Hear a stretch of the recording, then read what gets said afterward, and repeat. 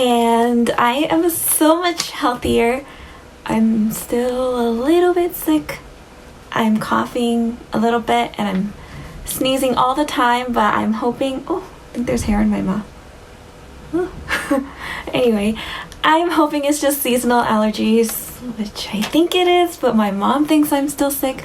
But regardless, I have so much more energy now and I feel myself going back to normal, so I thought I'd film another video for you guys. And I have notes. My bad handwriting, excuse my bad handwriting, I don't want to really show.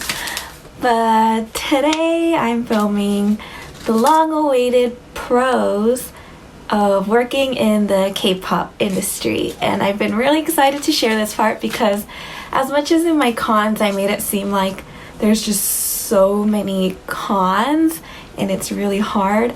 Obviously, if I was able to stick it through for 7 years, there had to be a good reason, and so I've been dying to share with you guys, and I'm excited for you to finally hear it. So here goes nothing. Con number 1 is I got to meet some of the most amazing people. Now, as of the time I'm filming this, I'm 26 years old. I want to say I've kind of lived long enough to have met a lot of people in my life, even though I still have a long life ahead of me. But I think of all the people I've met, some of the most amazing people came from working in the K-pop industry. And this includes just a wide variety of people, anywhere from the celebrities themselves or their management, their staff, even like their dancers or band members, even some of the venue workers or the promoting companies, my coworkers, even like venue managers. Just a lot of people are involved in every tour. There's like, depending on the tour size, of course, it can be anywhere from like, including the artists, like 50 people to like hundreds of people. And so I just want to say I have met amazing people. I want to put a special shout out to like a lot of Golden Voice people located here in LA. They're some of the most amazing people. A lot of venue managers. Special shout out to Mike from Staples Center because he's like, I don't know, I like messing with him and we like joke around back and forth. I give him such a hard time, but at the same time he's like always accommodating for me. He jokes back too, and so we kind of have this like friendly back and forth, and I think it makes work a lot more enjoyable. There are times where like we'll bicker too because I'll need something and he won't be able to give it to me at the time I want it, so it's like a lot of back and forth, but I do still really, really adore him. So special shout out to him too. And then also people from the company I worked at. I can't say I got along with everyone, but there are a select few that I still really do treasure and adore.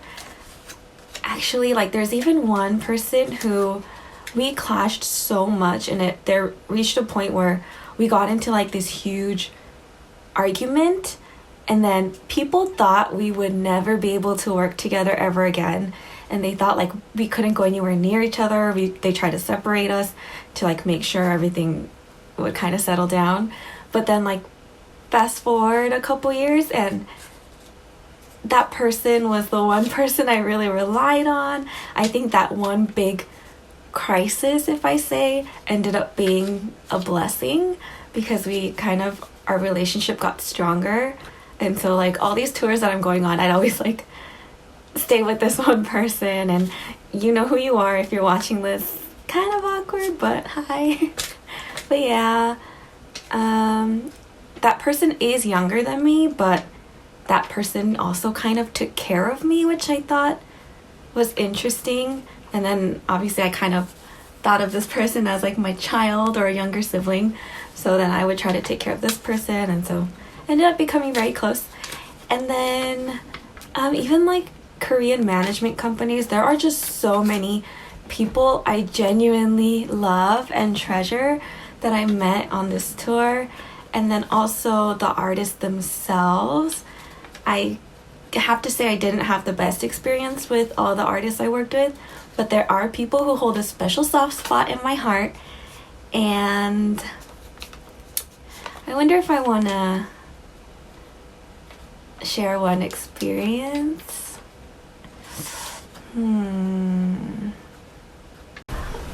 Okay, after thinking about it long and hard, I do think I want to share.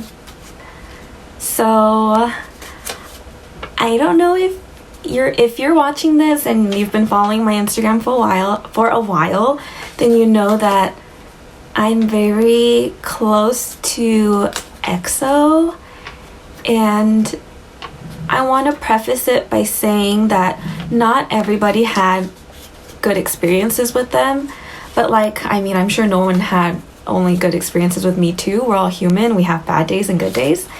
But the reason why they have such a huge soft spot in my heart, and why I will not support anyone else like I support them, and it would be hard for anyone to have that kind of place in my heart, because I've known them since 2012, which is a long time now, but I have a lot of memories with them that I think are very precious and very good, and I do want to share a couple stories. So I think within the past year, one of the members got married, and he's a dad now, which is so exciting. But EXO's Chen, I genuinely think is one of the nicest people to ever step foot on this planet. And I just want to share one story in particular where I was kind of like, wow, he's super, super nice. So there's kind of this culture where basically the artists get pretty much whatever they want. So from the little things, a certain bag of chips, then we'll have a runner go out and buy it. A certain drink, we'll have someone go get it as soon as possible. And we want to have it within 5-10 minutes. If an artist, sorry, there's something in my eye. If an artist ever requests for something, then it's as soon as possible. I'm texting people we gotta go get it, somebody go get it.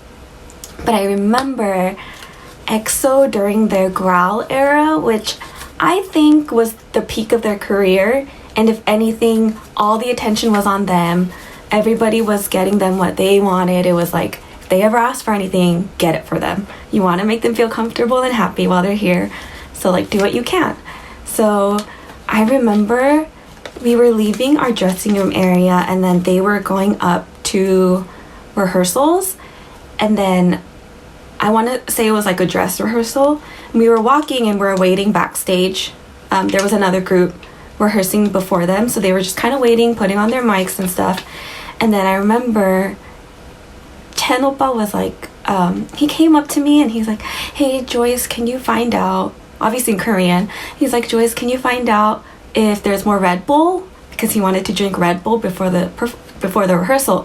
So I was like, yeah, of course. And then I ran backstage. I went to the backstage manager on me, and I'm like, do you have more Red Bull? X is asking for it, and they didn't have Red Bull, but she was like, you can take one out of another dressing room, and this was a dressing room that their artist hasn't come in yet, and they were just gonna replace that one later and then have someone go buy it. And then I was a little too shy, and I don't know, I was too shy and scared to go into someone else's dressing room, even though I knew it was empty. So then I just ran back to Chen, and then I was like, oh, I'm so sorry, there's no more Red Bull. And then I was really sad, and I didn't know what to do. And I remember he was like, it's okay, you don't have to worry about it. I don't have to drink it, it's okay. And he kind of patted my head, and he was comforting me when I'm the one who couldn't get him what he wanted. And so I have a big soft spot for that. And even whenever we'd be together, I didn't have to be with just him, I could be with any of the members. He would always come and make sure I had someone to talk to, or I wasn't lonely or bored. So him in particular, huge soft spot for. So major props and thumbs up to Chen Oppa, because You're an absolute sweetheart. I also want to include, I do want to stress how caring EXO was for me in particular. I don't know, they always made me feel welcomed, and they didn't ever want me to be by myself, especially in like an environment where I'm the new person or I'm kind of still figuring things out. They were very caring for me, very friendly, and as you guys know, of the members I'm closest to, Suho, shout out to you. You're the best and hope you're doing well serving your country. I guess it's our country, I'm Korean. Yeah, but yeah, I do have a soft spot for them. So I do appreciate everything that they do, and I did make a promise that I made this promise in 2012 on the second day I ever met them, and that promise was I will support EXO until the day I die, and I will promote them as much as I can because they really deserve it, and they deserve to be happy, they deserve to be supported, and I'm always rooting for them. So yeah. Number 2 is a big pro for me personally is I got to travel the world, and I got paid to travel the world. And as much as that might sound really simple, I know I had a lot of work and things that I had to do to travel, but at the same time it's like, for me, in my entire life there was only one time where I got on a plane and I got to fly somewhere for like solely for vacation purposes. And so this job, it was like almost a dream come true because I've always wanted to travel, and it's not fun if I have to go to the airport that many times, but at the same time it's like I get to tell people I've been to all these European countries, I got to visit Australia and like go around Asia and all over North America, including like Canada, and I've even been to South America. And so yeah, I got to travel because work schedule's so tight and I'm being hired to be of service to a group. I didn't have the freedom or like any time off to go explore unless there would be like really rare occasions where I'd get to, but let's say in like every 10 tours I'd get like half a day if I'm really lucky. So yeah, I got to travel a lot. One bad thing about that though is there were times where I'd have to travel alone to get there before everyone else, and I want to say it's the most loneliest thing because I hate going anywhere by myself, but at least I still got to go. I know like last year I was going to London and I was really excited, but I had to go a day before everyone else to like check in the hotel rooms and stuff, and I just remember like I felt so lost because it's a foreign country. I got off the plane, I'm by myself, and I'm trying to figure out where I need to go to like catch an Uber to the hotel, and like it was really scary, but at the same time traveling experiences and it's good memories. So yeah, I do appreciate that I got to travel the world. Not a lot of people can say that. The only continent I haven't been to is Antarctica and Africa, so hopefully maybe Africa I can go sometime, but we'll see. The third con is I get a lot of unique experiences that your average person can't say they've had. So for instance, I get to see what goes on behind the scenes for concerts. I get to be a part of the whole backstage experience. I get to see like all the little details of what goes into every tour. I see so many different writers for different artists. I see behind the scenes for interviews or even music video filmings. I got to be a part of music video filmings. And what else have I seen? Like photo shoots, behind the scenes of that. Oftentimes I get to be one of the few people who get to listen to songs before it's released. Anywhere from I think the earliest I've ever listened to a song was I listened to it, one of the members played it in the car, and then that song didn't come out until a couple years later. So songs that far away I get to listen to, songs that are just gonna get released I get to listen to, and then sometimes the members will show their dance practice videos and kind of want opinions. So I think that's really cool. Not a lot of people can get that kind of sneak peek to anything, and it is very unique. So I mean, granted, I didn't get that opportunity with everyone I worked with. It's just specifically the groups I was personally close to, I got that experience. So yeah, but otherwise a lot of behind the scenes for a lot of different things that you see on TV. So I do think that's pretty cool. Yeah, it's pretty cool. And then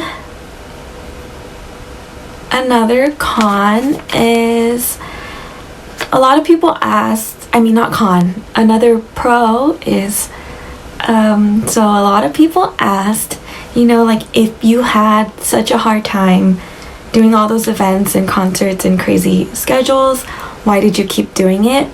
And I think a lot of people in the industry can relate to me. It's very rewarding at the same time because you, let's say you put in all this blood, sweat, tears into one concert, and it's months of planning and back and forth communicating, sleepless nights, a really hard, oh, I'm gonna cry, my eyes are getting watery. But basically after all the hard work,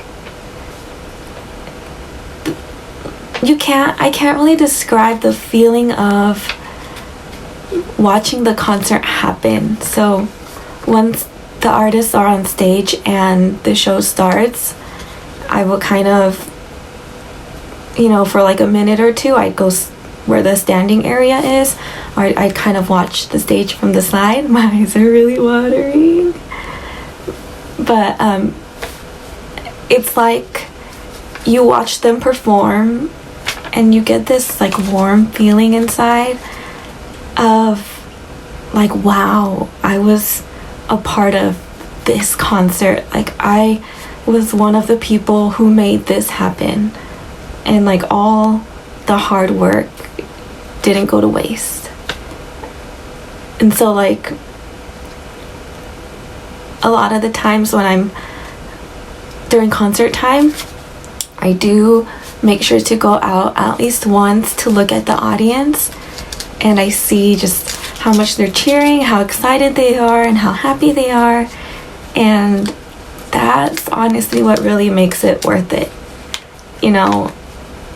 There's so many people behind the scenes who put in so much effort and energy into putting this concert together, and the fact that tens of thousands of people are able to enjoy it and be happy together, it really warmed my heart, and it made me forget about all the hard times I had. And I don't know, I think that was the most rewarding part. I wouldn't trade that for the world. If there's anything I miss, it's seeing how my hard work, even if it's a very small portion of the larger picture, it's I still contributed into making so many people happy. And yeah, that made me happy. And so I think whenever I was having a really hard time, I just tried to remember that feeling of a concert coming through and feeling just happiness. And a lot of times after the concerts, if we have time, we'll go to like a after party. We usually go eat Korean barbecue and then celebrate together, and that's when like everyone's relaxed. All those people you thought were so cold and like demanding, everyone just kind of turns into like these happy, nice individuals because no one's stressed about anything anymore. We're just celebrating together, thanking each other, and just telling everyone that, you know, we all did a good job. And I honestly enjoy those moments the most. I'm gonna stop talking and give myself a breather. Okay, I'm filming this part after I finish my other part because I want to add one more pro that I think is fun. So going along with the unique experiences I get to have, I also get to experience things that you can only experience through an artist. And in particular, I want to shout out to Suol. Okay, I don't like my hair like that. I want to shout out to Suol for taking me to the SM Cafe.